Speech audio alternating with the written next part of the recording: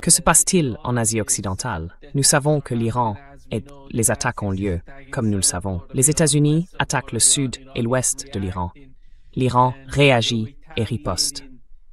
Et il y a 2 jours, nous avons vu une nouvelle forme de stratégie de la part des Iraniens.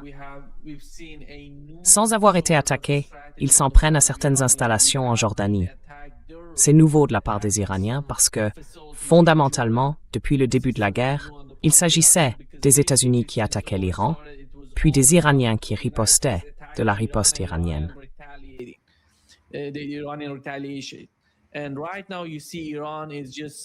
Et en ce moment, on voit que l'Iran agit d'une certaine manière de façon préventive avec ses attaques. Et l'un des principaux moyens dont disposent les Iraniens, ce sont ces missiles qu'ils utilisent, ainsi que les drones, une combinaison des deux. Et que sait-on de ces missiles? Je sais que vous avez des informations sur les missiles iraniens que vous souhaitez nous communiquer. Que sait-on de ces missiles au fil du temps? Et il semble que Donald Trump ait déclaré aujourd'hui que la guerre allait se poursuivre et qu'il n'y aurait pas de fin à cette guerre de sitôt. Allez-y, dites-nous ce qu'il y a de nouveau.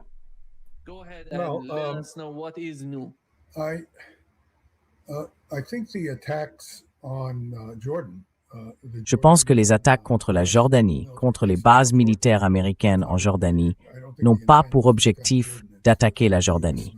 Elles visent les bases militaires américaines en Jordanie. Les États-Unis ont commencé à retirer, n'ont pas d'autre choix que de retirer leurs avions du Golfe Persique, parce qu'ils sont très vulnérables sur les bases militaires situées dans le Golfe Persique même. Et les bases aériennes jordaniennes font partie des endroits vers lesquels ils essayent de replier ces avions. C'est donc naturellement une cible de grande valeur sur laquelle les Iraniens vont se concentrer.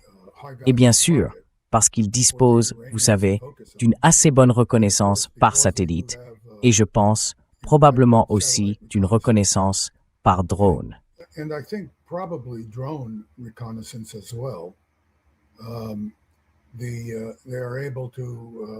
Ils sont capables d'identifier sur les bases jordaniennes des emplacements cibles, disons des points zéro, où ils peuvent espérer infliger des dommages importants aux capacités américaines, notamment à la puissance aérienne américaine. Je n'ai pas encore eu le temps d'analyser ce qui est visible sur les images satellites. Mais ce que j'ai vu me laisse penser qu'une grande partie des dégâts a en réalité été causée par des drones plutôt que par des missiles balistiques, même si des missiles balistiques ont assurément été utilisés.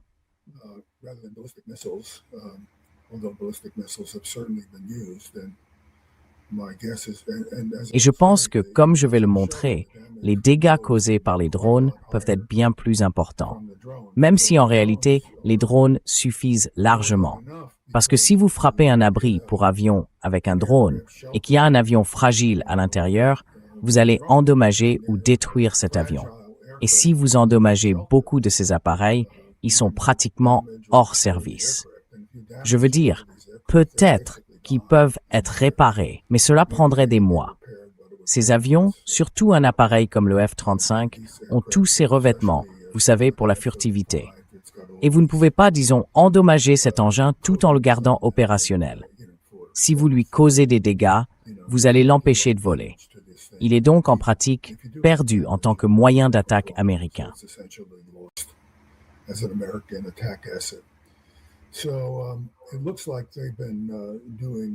Donc il semble qu'ils aient causé des dégâts considérables en Jordanie. Et je m'attends à ce que l'ampleur des dégâts augmente fortement avec le temps. Du côté iranien, beaucoup de déclarations insensées viennent des dirigeants américains.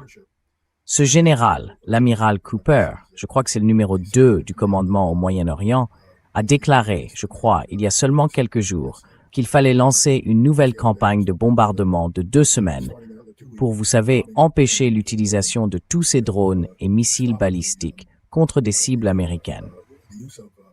Mais c'est une déclaration absurde, parce que la première question est la suivante.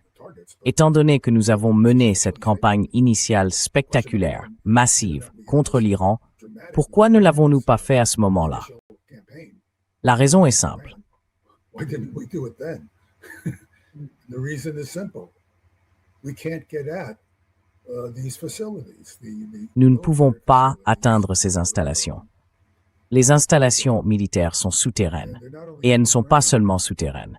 Certaines, bien sûr, sont très profondément enfouies, et il n'y a aucun moyen d'atteindre certaines de ces installations, probablement même pas avec une arme nucléaire. Il y a aussi le problème des tunnels. Beaucoup de ces tunnels se trouvent, bien sûr, dans des montagnes, et ils sont très profonds. Mais de nombreux tunnels se trouvent dans des zones essentiellement plates, sous lesquelles des tunnels ont été construits. Ces tunnels peuvent être suffisamment peu profonds pour que, si vous saviez exactement où ils se trouvent, vous puissiez peut-être, avec une munition spécialisée suffisamment puissante, faire s'effondrer le plafond.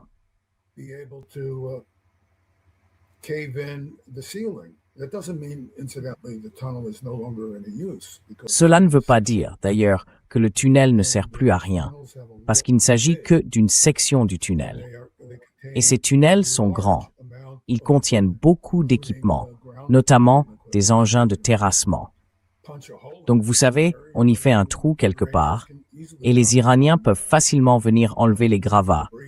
Je ne sais pas s'ils le feraient, mais ils pourraient même, potentiellement, lancer des missiles depuis ces ouvertures, une fois les gravats retirés. Je veux dire, certaines entrées de tunnels ont été attaquées des dizaines de fois, et les Iraniens ont quand même continué à lancer des missiles depuis ces entrées de tunnels. Et la raison est très simple.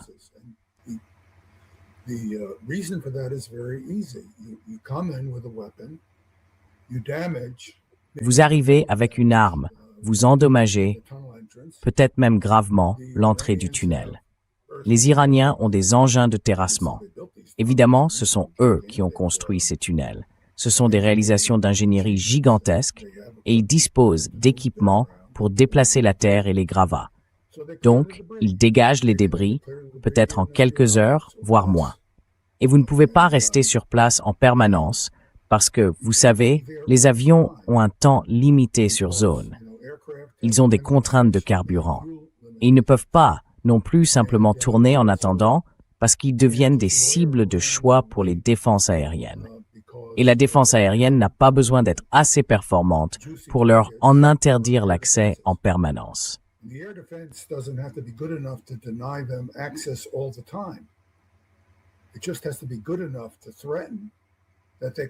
Il suffit que ce soit assez efficace pour faire peser la menace qu'ils puissent être abattus à tout moment. Donc, on ne peut pas rester là à narguer les Iraniens. Il faut entrer, profiter autant que possible de la couverture offerte par le brouillage et l'effet de surprise, puis ressortir. On ne peut pas simplement rester sur place, traîner dans les parages.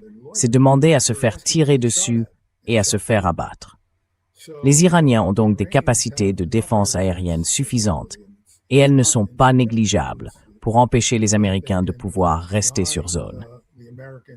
Cela dit, ça ne me surprendrait pas, je n'ai aucune donnée là-dessus, si les avions n'avaient tout simplement pas le carburant nécessaire pour rester sur zone.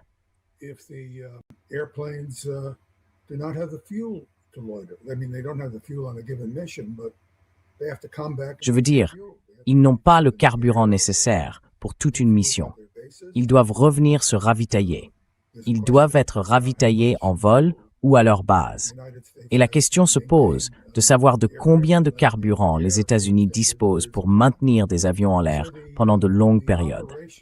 Donc, les avantages opérationnels des Iraniens par rapport aux Américains sont très importants. Et il est extrêmement difficile pour les Américains d'empêcher les lancements iraniens, parce qu'on ne peut pas être partout, tout le temps. C'est aussi simple que ça. Vous avez beaucoup d'avions. Mais ce n'est pas tant que ça, au regard du temps de couverture nécessaire.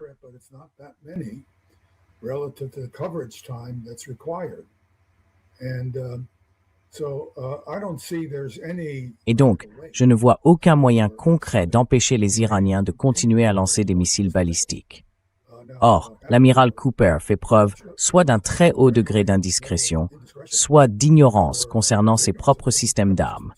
Je ne sais pas lequel des deux, mais l'une des exigences pour un officier pour n'importe quel officier, quel que soit son niveau de commandement, c'est de comprendre les capacités de ses forces ainsi que celles de l'adversaire. Par hasard, je lisais des choses sur l'USS Constitution. C'est un navire de guerre américain qui a servi pendant la guerre d'indépendance. Puis, ce qui est plus important vu le moment dont on parle, pendant la guerre de 1812 contre les Britanniques.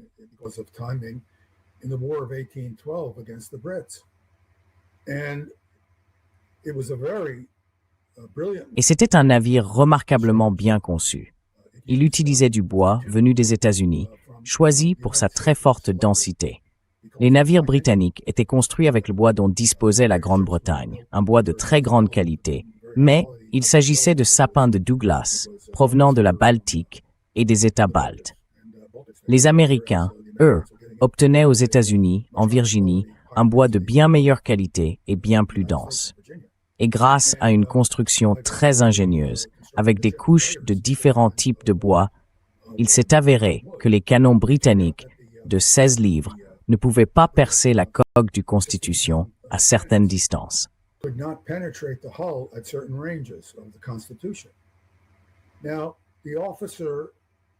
Or, l'officier qui commandait la Constitution avait compris ça.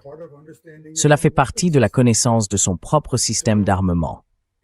Il laissait donc les Britanniques s'approcher à portée pour attaquer la Constitution, mais ils n'avaient pas la puissance de feu nécessaire. Leurs canons ne pouvaient pas percer la coque et causer des dégâts. En revanche, ses propres canons, des 24 livres, pouvaient endommager les navires britanniques à la même distance. Et il infligeait des dégâts horribles aux Britanniques, simplement en les laissant s'approcher jusqu'à une certaine portée où ils pouvaient tirer. Il les attirait donc, puis leur causait des dégâts considérables grâce à cet avantage particulier. Alors, pourquoi l'amiral Cooper ne comprend-il pas cela concernant ses propres systèmes d'armement?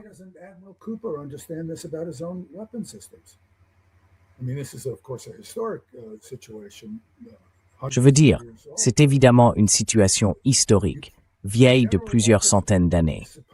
Mais un officier général est censé avoir une connaissance globale des capacités de son armée. C'est pour cela qu'il est promu à ce grade. Parce que si vous êtes un officier de rang inférieur et que vous n'avez, par exemple, d'expérience que dans le commandement d'une brigade ou d'une division, vous n'avez pas l'expérience très vaste qu'un officier général est censé avoir pour comprendre l'ensemble des capacités et des limites de vos forces par rapport à votre adversaire. C'est pour cela que les officiers doivent gravir les échelons. Dans une armée bien formée, ces officiers partent de grades très modestes. Ce n'est pas simplement un système de bizutage.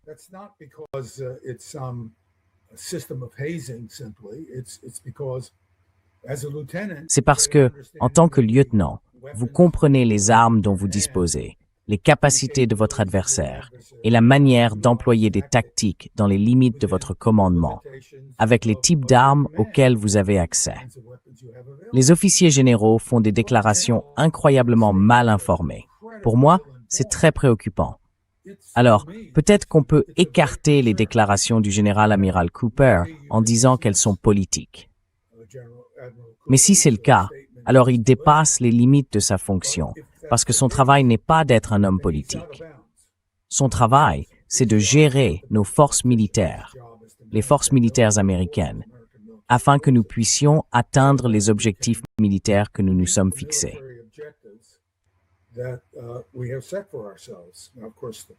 Bien sûr, le problème de la stratégie américaine, en ce moment, c'est qu'il n'y en a pas. Vous savez, nous avons attaqué l'Iran sans stratégie.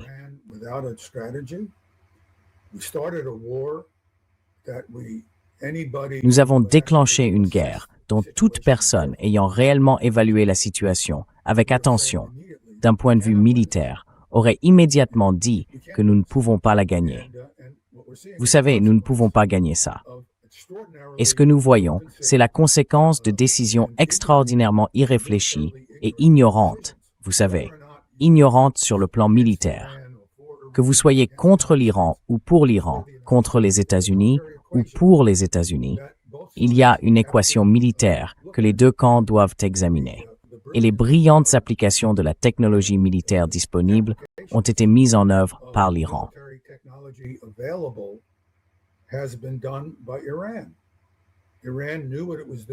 L'Iran savait ce qu'il faisait dès le début, et il a causé des dégâts considérables aux bases aériennes et aux bases de missiles américaines dans le Golfe, ainsi qu'en Israël.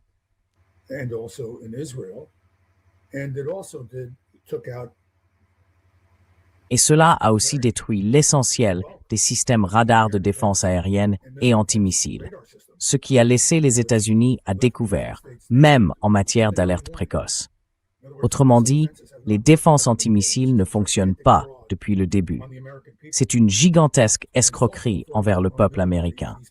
Et c'est aussi une escroquerie envers nos propres militaires, si ces gens croient vraiment que ces défenses antimissiles fonctionnent. L'un des problèmes d'un système de propagande politisé de l'intérieur. Enfin, j'ai des contacts au Pentagone. Et l'une des choses que j'ai apprises, c'est que les personnes qui sont dans la boucle, ou qui pensent l'être, ne sont pas informées que le Patriot n'est pas un système antimissile balistique opérationnel. On leur donne des graphiques. Et quand je leur ai demandé « Avez-vous vu des données ?», ils ne l'avaient pas fait. Il n'y a eu aucune donnée. Or, c'est ce qui s'est passé pendant la guerre du Golfe de 1991. Pendant cette guerre, nos propres militaires ne savaient pas que le système ne fonctionnait pas. Certaines personnes le savaient. Le fournisseur le savait. Je vais faire une digression à ce stade, simplement pour vous montrer ce que le fournisseur a fait aux États-Unis à nos propres concitoyens. Vous pouvez afficher la diapositive 21 de mon diaporama? Vous pouvez le faire facilement? Non? D'accord. La voilà. La voilà. C'est une publicité sur 2 pages. Il fallait donc ouvrir le magazine sur une double page, page contre page. Pendant la guerre du Golfe de 1991, elle a été publiée dans Aviation Week and Space Technology. En uma sin publicité pour Raytheon.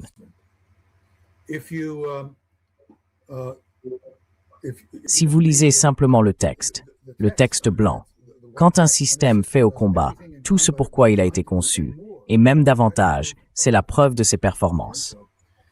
Ici, c'est ce qu'on appelle une photo en accéléré. Autrement dit, la caméra reste ouverte. Dans ce cas, je dirais qu'elle est restée ouverte pendant environ 20 secondes. La caméra est donc ouverte, elle filme un ciel sombre et elle capte la lumière. Lorsqu'un Patriot est lancé, son moteur fusée produit un panache lumineux. Comme la caméra reste ouverte longtemps, ce panache, si vous le regardez à un instant donné, apparaît comme un point lumineux. Mais ce point lumineux trace alors sa trajectoire de vol propulsée.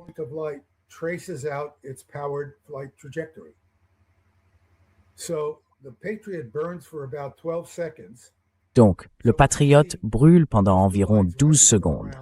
Ce que vous voyez, ces 2 traînées qui montent depuis le sol, ce sont les trajectoires de vol propulsés des Patriotes jusqu'à environ 12 secondes après l'ouverture de l'ouverture. Ensuite, en haut à gauche, vous voyez 2 points lumineux. Ces points lumineux, ce sont les explosions des charges militaires des Patriotes. Autrement dit, 2 Patriotes ont été lancés. Un Patriote explose d'abord, puis le suivant explose derrière lui, et il n'y a aucune cible. Que se passe-t-il? Eh bien, nous avons aussi cette interception en vidéo. Regardons donc la diapositive suivante. Sur la diapositive suivante, on voit les 2 détonations.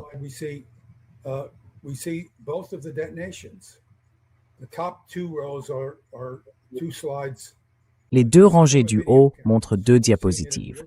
Ça vient d'une caméra vidéo, donc on le voit en temps réel. On voit donc la ligne du haut. On y voit l'explosion d'un Patriote. C'est pas un impact sur l'ogive du Scud, c'est l'explosion d'une grosse ogive qui se trouve dans l'intercepteur Patriot PAC 2. L'intercepteur PAX 3, lui, n'a pas de grosse ogive. Il essaie de détruire sa cible en la percutant physiquement. Il n'y a donc pas de grosse ogive à son bord. En revanche, le PAC 2 tente de détruire la cible en faisant exploser une ogive. On peut donc voir l'ogive du Scud, et le PAC 2 a manqué l'ogive. Si l'on regarde la ligne du dessous, on voit la 2e tentative de détruire le Scud.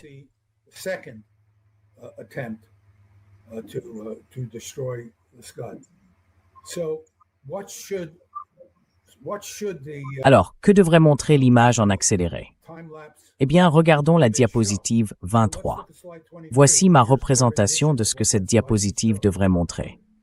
Cette diapositive devrait montrer, c'est mon dessin de ce qu'elle devrait montrer, une fine ligne, la trajectoire de cette ogive. Vous la voyez? On peut voir les explosions. On peut voir le vol propulsé par le Patriot. On devrait donc voir la trace de l'ogive à mesure qu'elle se déplace. C'est un point lumineux, là, et il traverse le champ de vision de la caméra. Et on devrait voir une trace de l'endroit où se trouvait l'ogive. On ne peut pas déterminer où elle se trouvait à un instant précis, mais on peut voir cette trace.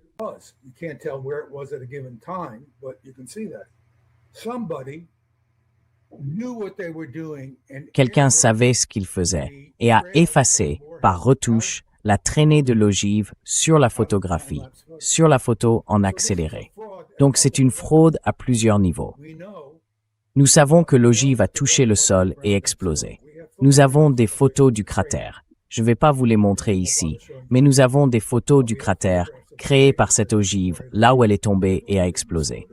Donc nous savons qu'elle a touché le sol et explosé. Nous savons qu'il y a eu 2 tentatives de Patriot pour l'intercepter et qu'elles ont échoué.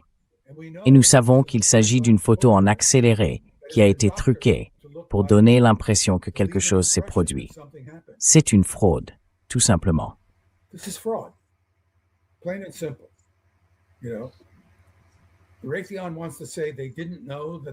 Raytheon veut dire qu'ils ne savaient pas que le système ne fonctionnait pas.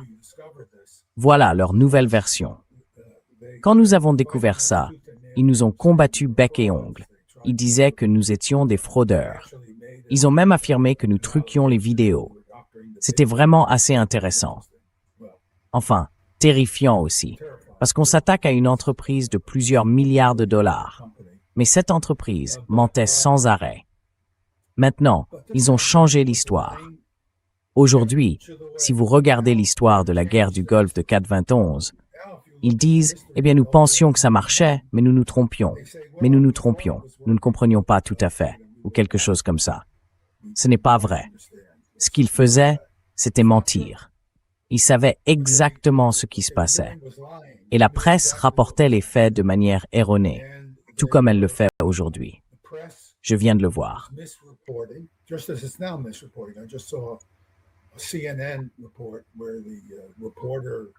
Un reportage de CNN dans lequel le journaliste dit « Eh bien, ils interceptent 95% des missiles balistiques. » Mais de quoi parle ce type? Vous savez, enfin, je montre aux gens des vidéos qui démontrent que les intercepteurs ne représentent qu'1 ou 2% tout au plus. Comment ça peut être le cas? La presse est tout simplement journalistiquement morte cérébralement. On pourrait penser que l'un de ces types, enfin, pourquoi parle-t-il au général Keegan et au général Kellogg, mais pas au professeur Theodore Postol, qui a prouvé qu'il avait raison sur toutes ces questions? On peut le vérifier dans les livres d'histoire, dans les travaux d'analyse. Ce n'est pas comme si j'étais un charlatan dont on aurait démontré au fil des années qu'il n'avait pas eu raison. Et pourtant, ces gens de la presse ne pensent même pas à m'appeler ou à me demander quoi que ce soit.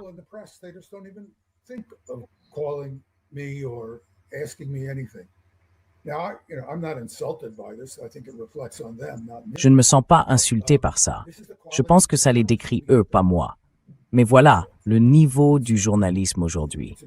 C'est incroyable. Bref, nous ne recevons absolument pas d'informations exactes de la presse aujourd'hui. Et des organisations comme CNN ne font tout simplement pas leur travail. Des organisations comme le New York Times et d'autres ne font pas non plus leur travail. Donc la question est la suivante. Si nous regardons de nouveau la première diapositive, je vais y revenir. La question que j'espère, enfin, c'est quelles sont les véritables capacités des armes dans la guerre de 2026, à mesure que les choses évoluent? Autrement dit, nous savons que les patriotes ne fonctionnent pas. Donc le fait que Zelensky ait demandé 300 patriotes pour l'Ukraine, même si nous les leur donnions, ce serait absurde.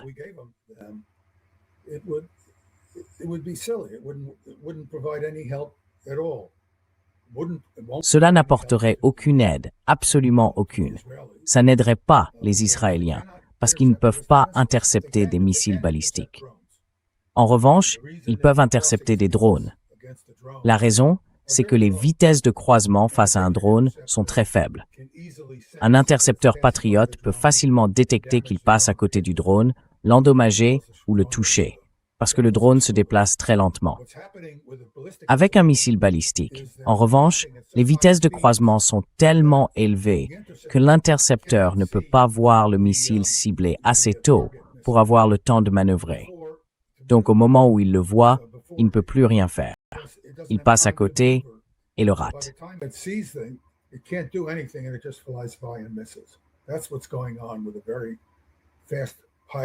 C'est ce qui se passe avec une vitesse de passage très élevée, très rapide. Je pourrais en parler plus tard, si on a le temps ou si ça intéresse les gens. Mais parlons d'autre chose d'important, la capacité destructrice des missiles balistiques iraniens Al-Fatah. Ces missiles balistiques sont conçus de manière ingénieuse pour pouvoir produire une puissance explosive peut-être 3 ou 4 fois supérieure à celle de leur charge explosive réelle. Autrement dit, ils ont une ogive explosive nominale de 500 kg. Mais, en réalité, ils produisent les effets explosifs d'une ogive de 2000 kg, voire de 2500 kg. Et je vais expliquer pourquoi.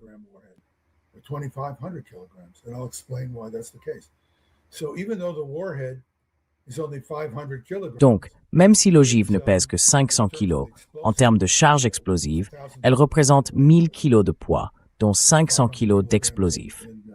Pourquoi ne pas regarder simplement la deuxième diapositive? Vous pouvez voir sur l'image du bas que l'ogive est séparée. Et si nous passons à la troisième diapositive, vous pouvez voir l'ogive avec un homme debout à côté, ce qui donne une idée de sa taille. Et ce qui rend cette ogive si particulière, ce sont deux choses. Si nous passons à la diapositive suivante, nous pouvons nous concentrer sur ces deux éléments. La première, c'est qu'elle possède des ailettes. Ces ailettes peuvent donner à l'ogive un angle d'attaque, simplement en les faisant légèrement pivoter. Et lorsque l'ogive rentre dans l'atmosphère, elle est soumise à des forces aérodynamiques très importantes.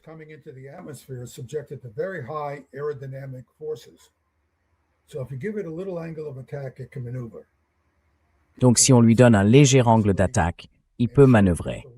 Il génère très facilement de la portance. Et donc si l'ogive sait où elle se trouve, j'y reviendrai dans un instant, si elle sait où elle se trouve et qu'elle sait où est la cible ou où elle veut aller, alors elle peut manœuvrer tant qu'elle sait où elle se trouve. Or, cette ogive sait où elle se trouve parce qu'elle reçoit des informations du système chinois de satellites de navigation Beidou. Le système Beidou ne peut pas être brouillé comme le GPS. Les Américains ne peuvent donc pas désactiver la capacité de navigation de cette ogive en approche parce qu'elle reçoit des signaux satellitaires d'un système qui n'est pas vulnérable au brouillage.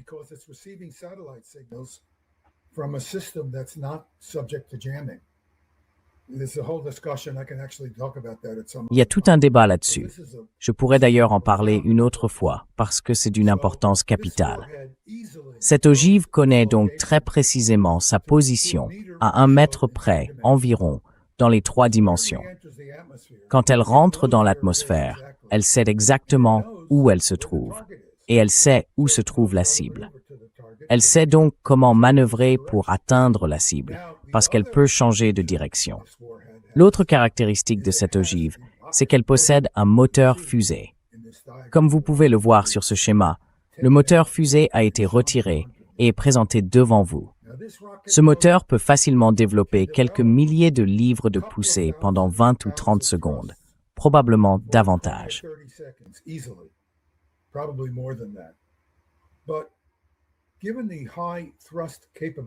Mais compte tenu de la forte poussée dont dispose cette ogive, on peut l'empêcher de ralentir à cause de la traînée aérodynamique.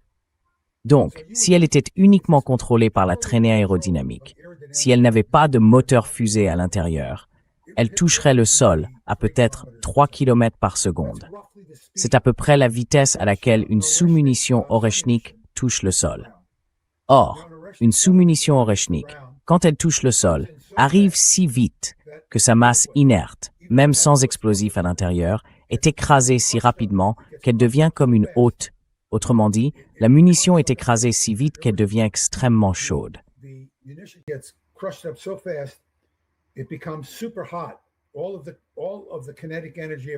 Toute l'énergie cinétique de son mouvement sert à broyer les éléments non explosifs de l'ogive. Et elle chauffe jusqu'à peut-être 5000 degrés Kelvin. C'est proche de la température à la surface du Soleil. Donc cette ogive arrive, elle entre en contact avec le sol et très rapidement, elle se broie. Elle devient extrêmement chaude. Comme elle est extrêmement chaude, elle se désagrège de manière explosive. Elle agit donc comme une ogive explosive. C'est un peu différent parce que l'explosion est légèrement asymétrique. Le cratère est donc peut-être un peu plus profond. Mais elle ne pénètre pas le sol à de grandes profondeurs, comme les gens l'imaginent ou le supposent à tort. Son effet correspond à son poids équivalent en explosif puissant, en TNT. Like its equivalent weight in high explosives, in TNT.